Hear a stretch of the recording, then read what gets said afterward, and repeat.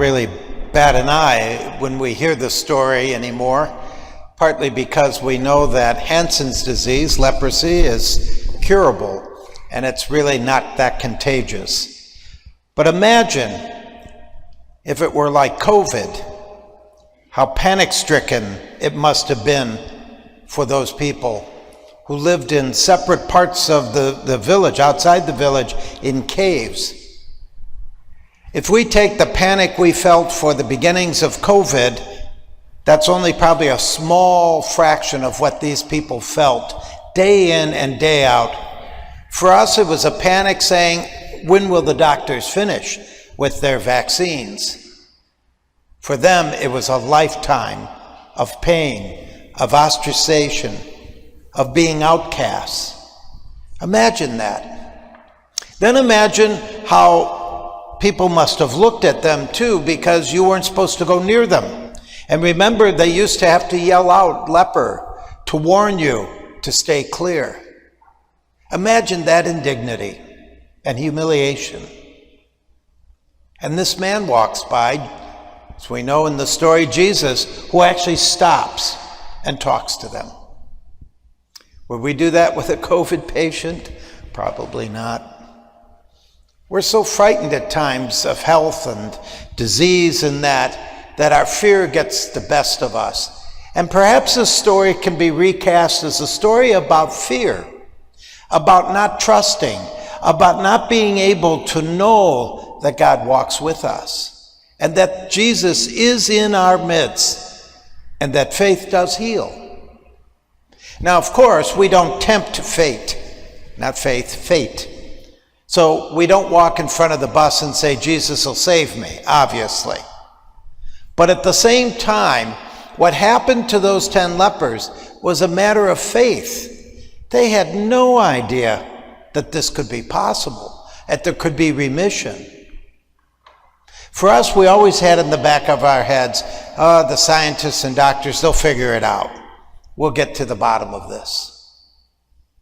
And then on top of all that, imagine, Jesus must have been hurt because he makes a point of asking, well, what happened to the others? You know, a simple thank you note. Hey, I'm good.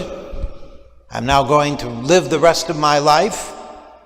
And I thought the other day, how are we about the people who have done all this medicine for us for our current pandemic? All those tests and labs and the hours that scientists and lab people have spent to give us something that works, something that at least mitigates our symptoms and keeps us from dying. What about those people? I've never met one. How do you say thank you? That's, I think, the real story for us today with the lepers. How do I say thank you? How do I use my faith to be able to overcome the fears that I have about life in general? And I think that is what we individually have to come to grips with. I think the best way is faith. Those lepers weren't ungrateful, most likely. Can you imagine, though, having been separated from your families and all of a sudden now being cured, you'd rush home to be with them? Or someone who had a loved one, they were going to get married and the leprosy shows up and they get split up. Imagine those lives of those 9 who didn't come back. Were they ungrateful? Or were they now rushing back into a life they had been denied up to that point? Sometimes we're overwhelmed by our own good luck and we fail to say thank you. But how do we say thank you to those countless people we can't see or don't know? And that's where Jesus' final line is very important. Your faith has saved you. Our belief in the Lord, that he takes care of us, that he takes care of those who care for us, is very important. And our gratitude in prayer to the Lord is our gratitude in prayer to those who have helped us, those countless people whom we don't know and will never meet.